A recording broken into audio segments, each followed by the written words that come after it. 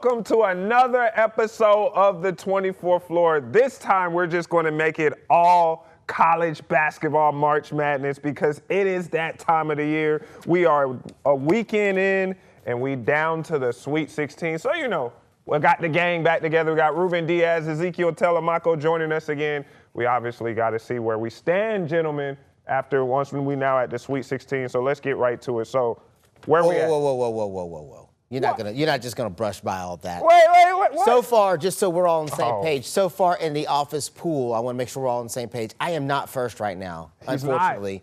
I'm third. Denson's tied for eighth.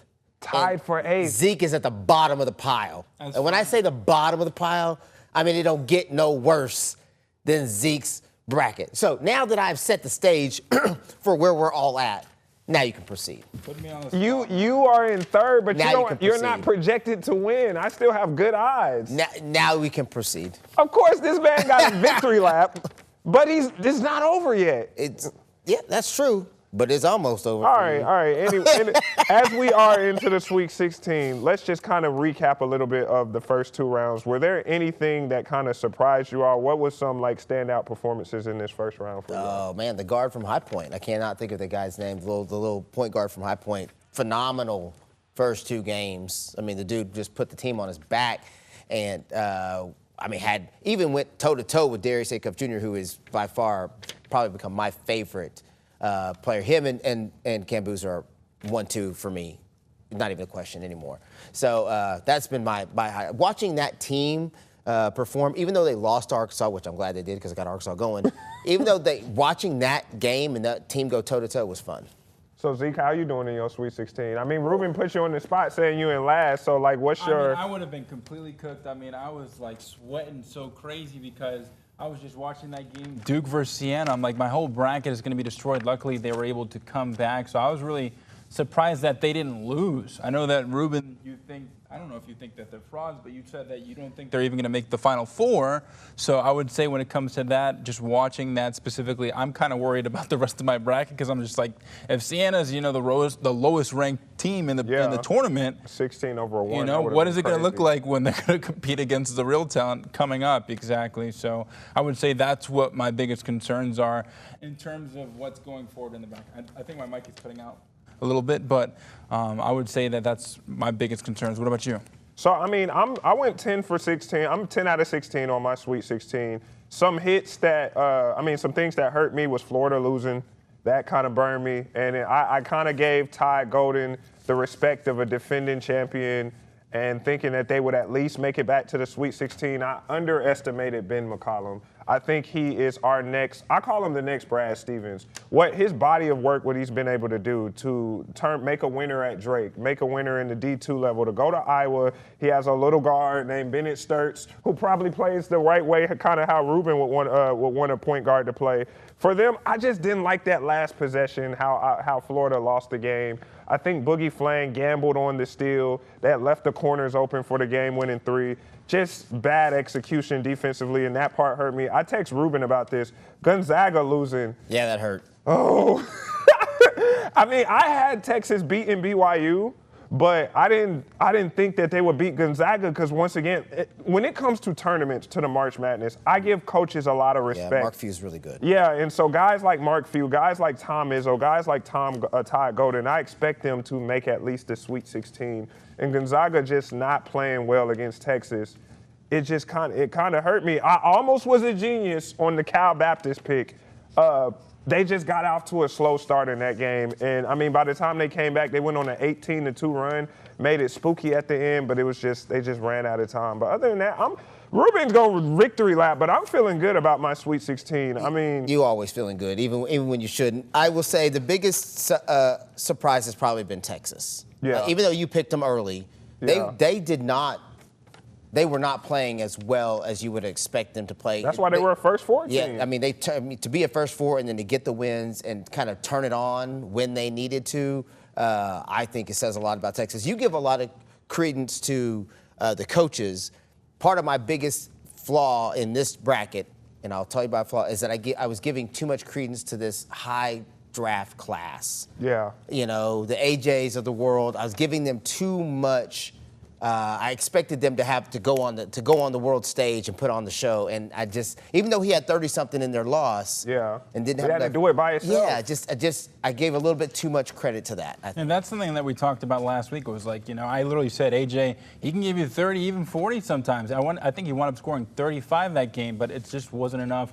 And, one player, especially for this tournament, I have a list of the top 50 scorers. Most of these teams are eliminated, when it comes to them performing and having great individual performances. But in terms of team basketball, this is not the NBA where a player like Wembanyama can just take over and just snap. It's just a lot more complicated than that. And, again, I thought Wisconsin was going to go pretty far, too. Well, that's because you must have been smoking something that day. No, we all knew Wisconsin wasn't going nowhere. You guys said Zeke came to us from Wisconsin, so I get it. And I would say that they play a lot like my Boston Celtics when it comes to that Joe Mazzulla ball. They live and die by the three. So I had some confidence in that. I said, hey, if they're hitting all their shots, they're going to make it far. But you can make that argument for any team realistically. And, I'm looking at this bracket. I'm actually very worried about St. John's right now. I know that you said they were legit. That's why I thought UConn, they were frauds because St. John's beat them twice. But now looking back at it, UConn is really good too. It's just St. John's is a really good team. So I'm kind of concerned for the Blue Devils right now. What do you guys think in terms of that matchup? They're playing Friday. Well, I'm gonna say I picked Duke. Me too. I picked Duke. But, man, Rick Pitino is just he just knows how to fire that his team guys was up. good enough to win it all last year and just made a couple of mistakes. I think I still have Duke. I don't necessarily feel confident about that. I think it's a neck-and-neck game. It's especially because Duke is kind of looked, and then, I don't know, if Caleb Foster and Ngangba are going to be healthy for this game. They'll need them. If those two guys play and they at least are 80% of themselves, Duke should win this game. But if St. John's, the way they have been playing, been clicking, now don't get it twisted. St. John's barely is in this game because it took a game winner over Kansas to get that, which, game. Two legendary coaches. Man, what a game. I don't know, man. But again, that goes to what I'm saying. I put too much credence on those stars. The Peterson I didn't feel like. So the biggest difference, I know we only got a couple minutes left. The biggest difference so far that I've seen is Darius Acuff Jr. took over the game when he needed to against High Point. Cam Boozer took over that game when he needed to for Duke to will them to win. Peterson did not, and DeMonsa couldn't. They just couldn't at that point. And however many points you scored, when you got to get a bucket, who are you going to go to? And that's where I messed up probably the most. And I've always kind of felt like Kansas drops the ball here lately in the last, they'll win one and drop one. So I wasn't confident in them, but that's been my biggest issue. Absolutely. My question for both of you guys is, what is your biggest regret when it comes to your bracket? Looking at it right now, what did you kind of have an urge or a gut feeling to go with, and then you kind of wind up saying, oh, why did I do this? I know this immediately. Let me go ahead and quickly say mine. I'm picking Virginia over Tennessee. I feel like I slipped the finger, like I should have gave credence to Rick Barnes and crew watching Tennessee, giving Ament that respect. I was immediately mad when I looked at my bracket, and I was like, dang, I had UVA, so I'll go with Tennessee. I could take that one, too, but my biggest regret is not riding Texas. It's the SEC. I should have known better. That's a whole different animal. I should have known they'd be ready to go, and I should have picked Texas. I'm from Texas, and I didn't pick Texas. Exactly. I may not be able to go home. Well, you're from the Houston area. Those Austin folks in Houston, it's a little bit of a rivalry going on. Yeah, I know we got to take a break, and when we come back, what do you want to talk about when we come back? We're going to give ourselves a second chance. So we're going to pick the Sweet 16. We're going to wipe the slate clean, act like, we didn't do anything, and we'll just pick our Sweet 16 from there on out.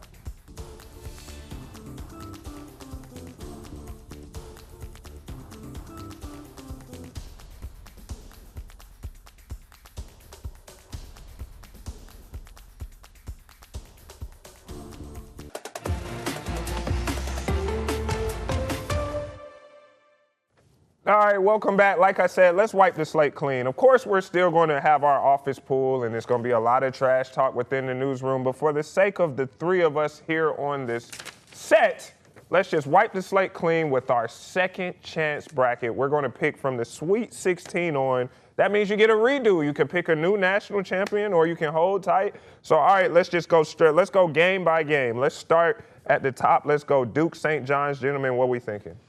Oof. I'm going Duke. You got to stick with Duke at this point. You're sticking with. I got to go with St. John's. I can't, man. I can't. With Caleb Foster and Ngongwa, that injury, I got to go with Rick Pitino and crew. All right, next matchup, Michigan State, UConn. I already know which one you're going. You think UConn's some frauds. Yeah, I'm going with Michigan State. You've read my mind. I'm going UConn. Yeah, I'm holding serve with UConn on that one. I like what Caravan has been doing in the first round. Terrace Reed, that monster performance. I'll get into that a little bit later. I'm sticking with UConn. All right, now this one I got both of these wrong. Me too. So this next matchup we're looking at, what is it? Iowa and Nebraska. Iowa and Nebraska. Yeah. What do we got? I have Florida and Vandy here. So what are we thinking? You had Florida Vandy also? Yeah. We picked a lot of similar stuff. Yeah, that means the room for me beating Ruben is tight. It's close. You got to go with Iowa. I mean, they're the underdogs, right? They have a lot of momentum coming up right now. So I would say that you got to push the gas to the pedal, where it's just like, keep the boys rolling. I'll go Iowa also, just because I don't think there's really that much difference between the seeds at this point. Yeah. Right. Some of it's just conference and alignment and all that stuff, but I don't think there's that much difference between the two. I just think Iowa's kind of hot right now. I have all the respect in the world for Fred Hoiberg when he was the coach of the Chicago Bulls, what he did at Iowa State. I love what he's done with Nebraska, getting them their first 2 tournament victories in like decades. But Ben McCollum is that man. He is a rising star in the coaching ranks. Bennett Sturts is a guy that we're going to probably talk about more come draft time. He's a guy who I could see with the Memphis Grizzlies. So I got to roll with Iowa in this one. Let's get to our next matchup, Illinois and Houston. I had both of these right. What are we going with? Houston. Got to go with Houston, I mean, you're a Texas guy. H-Town all day. H-Town all day. But I would just say Illinois, I mean, they've had superpower in terms of having stars, even last season where they had some stars on their team. It's just like winning those big games. And like Ruben just mentioned, I really agree when it comes to seeding. I don't think it matters at this point. I think it matters more in terms of momentum. And we see it every year with the NCAA tournament. You just don't know what's going to happen. So I'm going to give it to Houston. I'll tell you what Houston's going to win. Defense. Yeah. Kelvin Sampson and company, they got them dudes play defense. That was the only reason I gave Texas Tech the nods that I gave them, even with their main player being out, was because as a group they play defense. And I just think Kelvin, and the way he is coaching right now, he's like an old Yoda master coaching. I don't know if you ever watched. He's very much turned the corner. I remember when he used to coach at OU. I was covering him back in the day when he was coaching at OU. Way more fiery, and as he's gotten older, he's gotten way more of like a Yoda with coaching. So I do think I'm giving the nod to Houston on that one. I just think they play defense, and of course, Flemings. I love the way that kid plays. I think Illinois has been playing probably the most efficient basketball of this tournament. They have been just lights out efficient in these first 2 games. But it's just a matchup thing. They got the wrong matchup. Houston has been really good. They have also been kind of lights out. We talk about Flemings. You talk about Chris Sinak. You talk about Emmanuel Sharp. I have a lot of respect for Brad Underwood, and this is me, an Oklahoma State guy. Yeah, he was there for 5 minutes. He was there. I was there. I was when Brad Underwood was with us at Oklahoma State. I was there. I introduced myself to him. He let me watch film with the team one time. Kind of study his offense and everything. I like him, but I gotta go. Houston. I gotta go with them again. Houston was my pick to go to the Final Four, go to the national championship. I'm still rolling with it. We got Houston. All right, let's get to the other side. We got Arizona and Arkansas. What we thinking?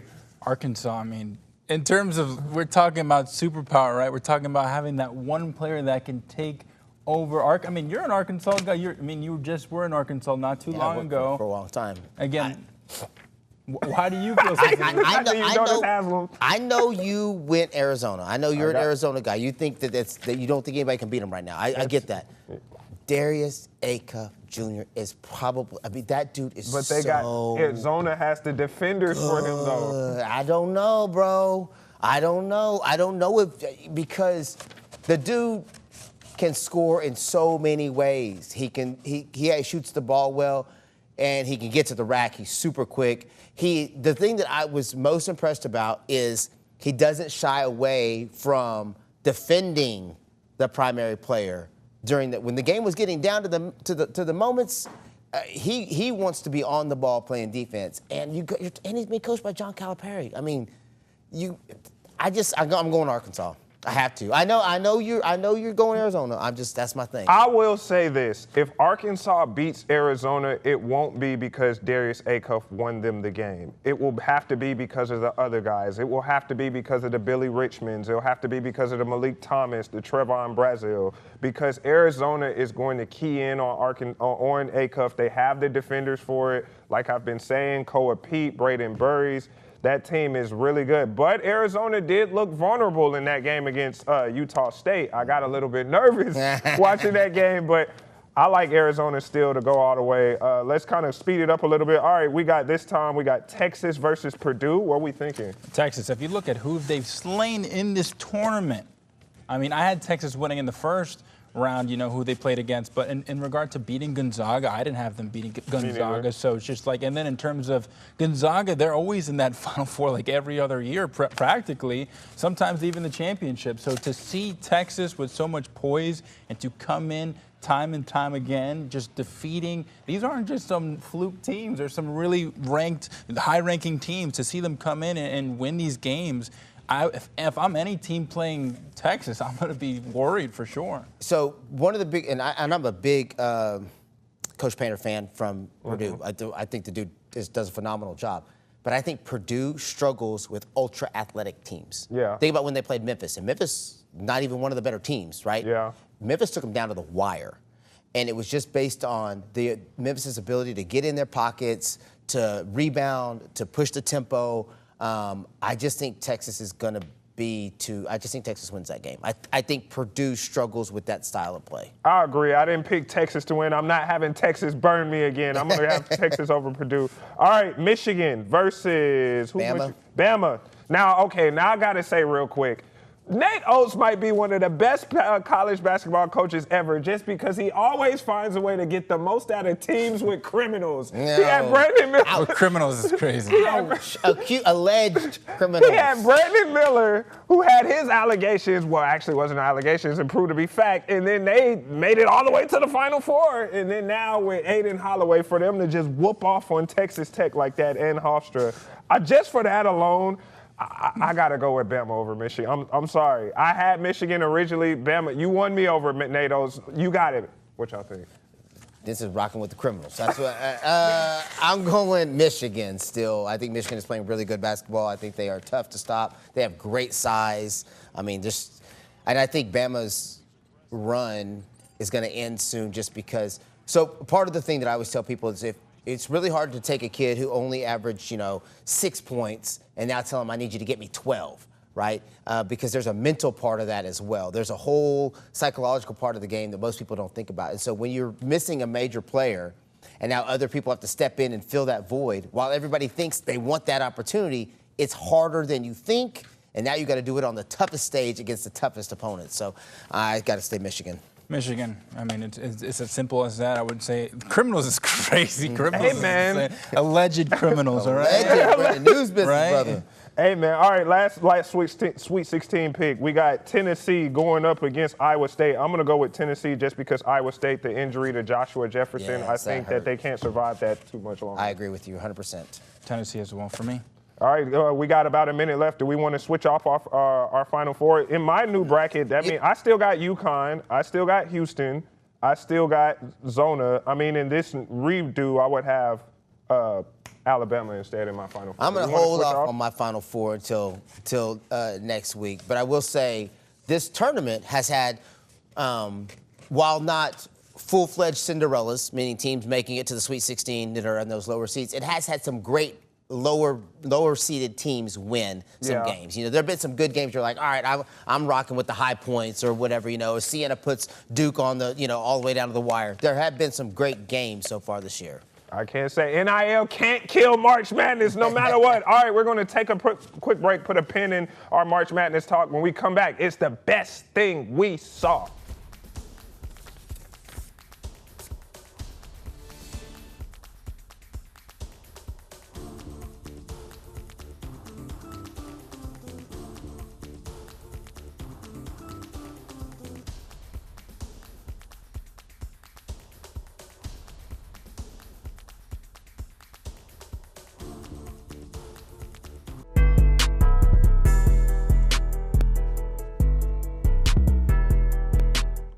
All right, we're going to do things a little bit different with Best Thing I Saw since we got Zeke on the program with us. So, Zeke, Best Thing I Saw is basically like your favorite thing that you saw in the previous week. It could be anything. It could be sports, pop culture, music.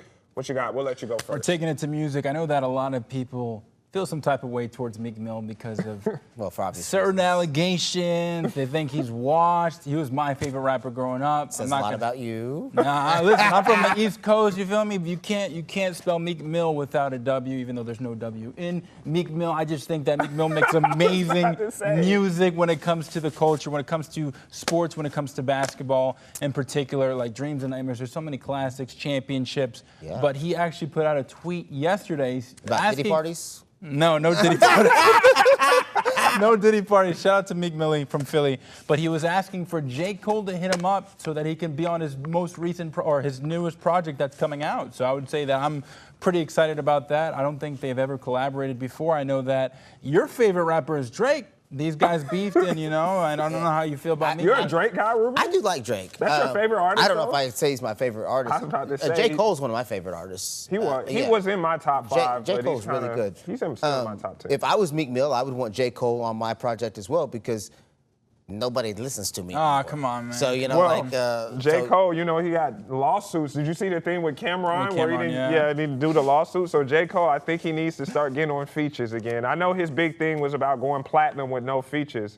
But I don't know, man. Is J. Cole really still considered part of the Big Three? No, he hasn't been considered part of the Big Three since he dropped out from that Kendrick Lamar beef, and he said, I'm sorry for a diss that he put out, and then he removed it from streaming platforms. Yeah, like what was... Future took that spot for just keeping it 100. But again, Meek Mill, in terms of album sales, you check out, he does not have an album that's not gold. Actually, every single album that he has is platinum, other than his most recent album, which is Expensive Pain. So no Meek Mill slander is going to be tolerated like on the you 24 buy it show. even when it's trash. It's not no trash. That's why. I still listen All right, to Championship. we only got 2 minutes left. So what's the next? Am Ruben, I going it's your next? turn. Yeah, All I right, got to say the best for last. Gotta save something. All right, so best thing I saw, Darius Acuff Jr. Dude went off. 36 points in the win against High Point. Not just the point total, but the fact that the dude wanted the ball, made big shots, hit a huge three with time winding down to give Arkansas what they needed. So not only his performance against High Point, but now, I don't know if you know, but he's got a shoe coming out. Yeah, Reebok. Signed a deal with Reebok, going to have the Acuff ones. Those?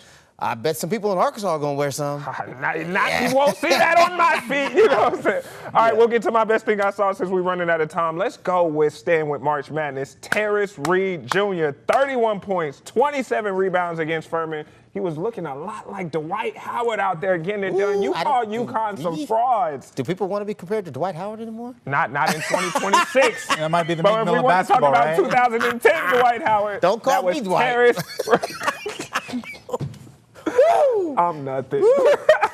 Terrace Reed Jr., young man, made a lot of money in that game against Furman. I think he'll be big for why UConn. I still got UConn going to the Final Four. Zeke thinks they frauds, but put some respect on TRJ.